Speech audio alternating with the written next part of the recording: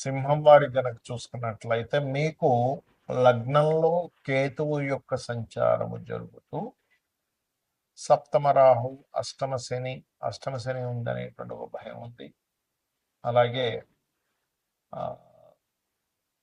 కేతువు రాహు గురువు ఏమో లాభస్థానంలో ఉంటూ జూన్ మాసం నుంచి వ్యయ స్థానంలోకి వస్తున్నాడు. ఈ యొక్క గ్రహస్థితిని అనుసరించి మనకు సర్వసాధారణంగా ఉగాది నుంచి చూసుకుంటాం. కాకపోతే కొంతమంది ప్లానింగ్ కోసం అని జనవరి టు డిసెంబర్ చెప్పుకున్నాం. కర్కాటకం వారికి అసలు మీకు ఎటువంటి ఫలితాలు జరగనున్నాయి, ఏ విషయాల పట్ల మీరు జాగ్రత్త వహించాలి, ఏ రెమెడీ చేసుకోవాలనేటువంటి అంశాలు చెప్తుంది. నేనైనప్పటికీ కూడా చెప్పిస్తుంది సాక్షాత్ లలిత అమ్మవారికి భావిస్తూ, ప్రధానంగా ఇక్కడ లగ్న కేతు నవంబర్ వరకు ఉంటాడు రాశిలో కేతు అనేటువంటిది. కాబట్టి కొంచెం హెల్త్ పరమైనటువంటి విషయాలు కొంచెం కించిత్ జాగ్రత్తగా ఉండాలి. ఇన్ఫెక్షన్స్ లాంటివి వస్తూ ఉంటాయి. అయితే ఆధ్యాత్మికంలో వెళ్ళేటువంటి వారికి చాలా మంచి విషయం. అంటే స్పిరిచువల్గా చాలా బాగా వెళ్తూ ఉంటారు. అదేవిధంగా మరొక విషయం ఏంటంటే, కేతు రాశిలో ఉన్నందుకు ఉదయం నిద్ర లేచిన వెంటనే కూడా పదే 10 నిమిషాలు ఒకటి ప్రాక్టీస్ చేయండి. ఏంటంటే అది గణపతిని ధ్యానం చేయండి. ఖచ్చితంగా మీకు బాగుంటుంది. అదేవిధంగా మొదటి 6 నెలలు ఫైనాన్షియల్ గ్రోత్ అనేటువంటిది ఉంటుంది. మరియు కొత్త కొత్త పరిచయాలు కూడా ఏర్పడతాయి. జూన్ తర్వాత నుంచి ఏదైనా ప్రాపర్టీ తీసుకుందాం అనుకునేది, అదేవిధంగా మీ యొక్క తండ్రి గారిది అంటే తాతగారికి సంబంధించిన ఏమైనా ప్రాపర్టీస్ అట్లాంటివి ఉంటే కొంతవరకు డిస్ప్యూట్స్లో ఉన్నవి కొంతవరకు క్లియర్ అయ్యేటువంటి ఛాన్సెస్ చూపిస్తుంది. ముఖ్యంగా కర్కాటకం అంటే మీ సింహం వారికి కర్కాటక రాశిలో గురువు వస్తున్నప్పటి నుంచి సంతానం కోసం ఇబ్బంది పడేటువంటి వారు మొదటి 6 నెలలు చాలా అనుకూలమైనటువంటి సమయంగా చెప్పుకోవచ్చు. వివాహ సంబంధించినటువంటి విషయంలో సప్తమ స్థానంలో రాహు ఉన్నందుకు వివాహ సంబంధాలు వీలైనంత మట్టుకు దూర ప్రాంతాలవే ఎంచుకోండి. అది వేరే రాష్ట్రం అనుకోండి, వేరే దేశం అనుకోండి. అయితే రాహు యొక్క నక్షత్రంలో మొదటి 4 నెలలు ఉంటాడు కాబట్టి సేమ్ క్యాస్ట్ కాకుండా కొంచెం డిఫరెంట్ క్యాస్ట్లో సంబంధాలు సెటిల్ అవుతుంటాయి.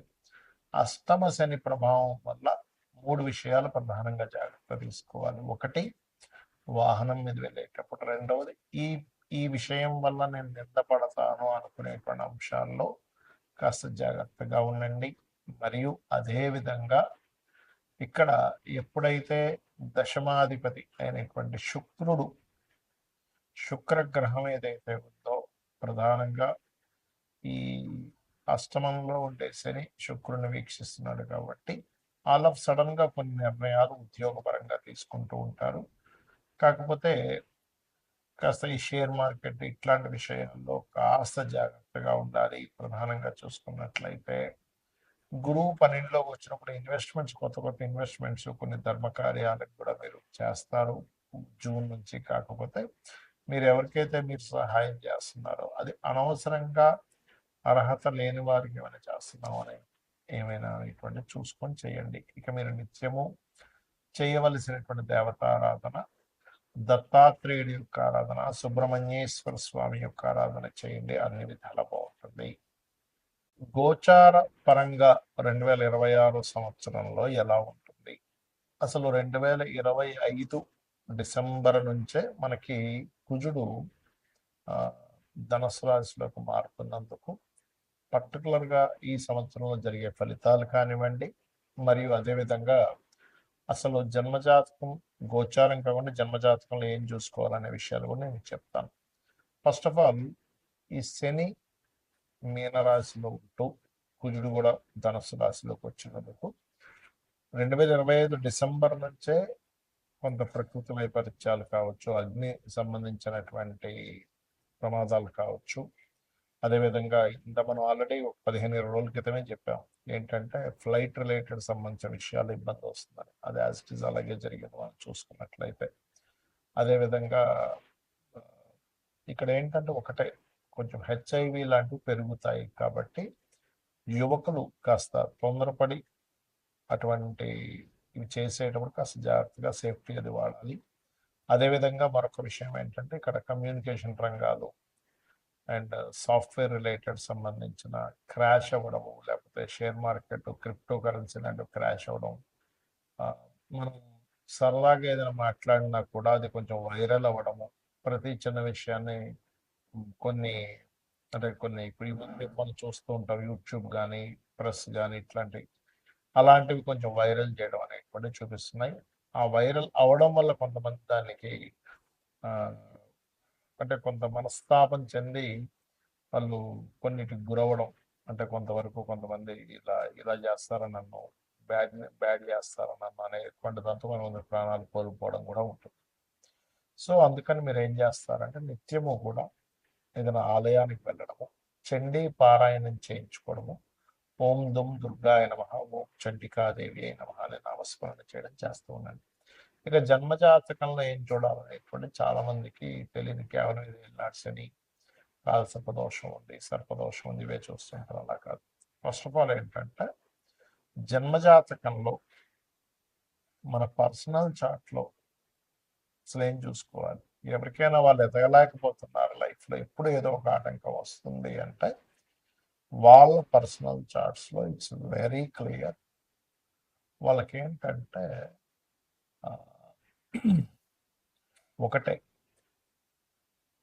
వాళ్ళ చార్ట్లో ఎక్కడో కేతు సంబంధం ఉంటుంది, లేదా ఏదో పాపగ్రహ సంబంధం ఉంటుంది. అదేంటో లగ్నానికి ఎక్కడ కనెక్టివిటీ వచ్చిందో తెలుసుకొని దానికి సంబంధంగా రెమెడీ చేసుకుంటూ ఉంటే ఖచ్చితంగా బలి ఎదుగుతారు. అలాగే మరి కొంతమంది ధనపరంగా ఇబ్బంది పడుతుంటారు. ఎంతో కష్టపడుతున్నానండి, అవ్వట్లేదు, రావట్లేదు, నాకు వెళ్ళాల్సిన ఆదా ఇది అనుకుంటారు. కాదు, మీ పర్సనల్ చార్ట్లో ధనాధిపతి అని ఉంటారు. ఆ ధనాధిపతి ఎలా ఉన్నాడు అనేటువంటి చూసుకోవాలి. ధనాధిపతి కనుక స్ట్రాంగ్గా ఉన్నట్లయితే ఖచ్చితంగా మీకు అది ఏ మార్గంలో ఉంది, ఏం చేస్తే మీకు ధనం వస్తుంది అనే విషయం తెలుసుకోవడం జ్యోతిష్శాస్త్రం. అంతేగాని ధనం రావట్లేదని బాధపడ్డం కాదు.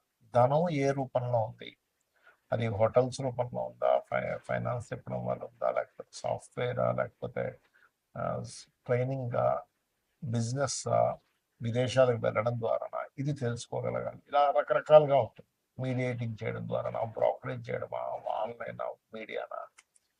అలాగే కొంతమందికి అన్నదమ్ములతో గొడవలు వస్తుంటాయి. పూర్వజన్మ కర్మ అన్నదమ్ముల రూపంలోని, తల్లి రూపంలో, తండ్రి రూపంలో వస్తుంది.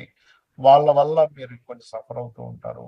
అలాంటప్పుడు వాళ్ళతో వీలైనంత మట్టుకు ఎక్కువ గొడవల్లోకి వెళ్ళకపోతే ఆ కర్మ అనేటువంటిది పెరగదు, పెట్టుకోండి. అదేవిధంగా మీరు ఏ ఫేసింగ్ ఇంట్లో ఉంటే మీకు కలిసి వస్తుంది, ఏ సంవత్సరంలో మీరు ఇల్లు కొనుక్కుంటే బాగుంటుంది, ఏ సంవత్సరంలో మీరు వివాహం చేసుకుంటే బాగుంటుంది, ఏ సంవత్సరంలో మీరు ఇన్వెస్ట్మెంట్స్ చేస్తే బాగుంటుంది. ప్రతి దానికి కూడా positive trigger and negative trigger అని ఉంటుంది. అంటే పాజిటివ్ ట్రిగర్ పడ్డప్పుడేమో మీరు చేసే ఇన్వెస్ట్మెంట్స్, మీరు తీసుకునే డెసిషన్స్ చాలా బాగుంటాయి, గుర్తుపెట్టుకోండి. అంటే చాలా బాగా కలిసి వస్తుంది. నెగిటివ్ ట్రిగర్ అయ్యేటప్పుడు మీరు చేసే ఇన్వెస్ట్మెంట్స్ కానీ, ఆలోచన కానీ, ప్లానింగ్ కానీ అవన్నీ కూడా తిప్పి కొడతాయి. అరే వేస్ట్ అయిపోయింది అంటూ ఉంటాం, డెడ్ అయిపోయింది, డెడ్ ఇన్వెస్ట్మెంట్ అయిపోయింది, డబ్బులు కట్టే అంటూ ఉంటాం. అటువంటివి జరుగుతూ ఉంటాయి, గుర్తుపెట్టుకోండి. అలాగే మరొక విషయం ఏంటంటే ఇక్కడ గమనించినట్లయితే, సరే జాతకం తెలీదు, మీరు ఒకటే గుర్తుపెట్టుకోండి, జన్మ జాతకం తెలియదు, ఏమీ తెలియదు అనుకునేవారు రోజు నిత్యము లలితా సహస్రనామాల యొక్క శ్రవణము లేదా పఠనము ఉదయం సాయంత్రం చేయండి. ఖచ్చితంగా మీకు బాగుంటుంది. శ్రీమాత్రే నమః.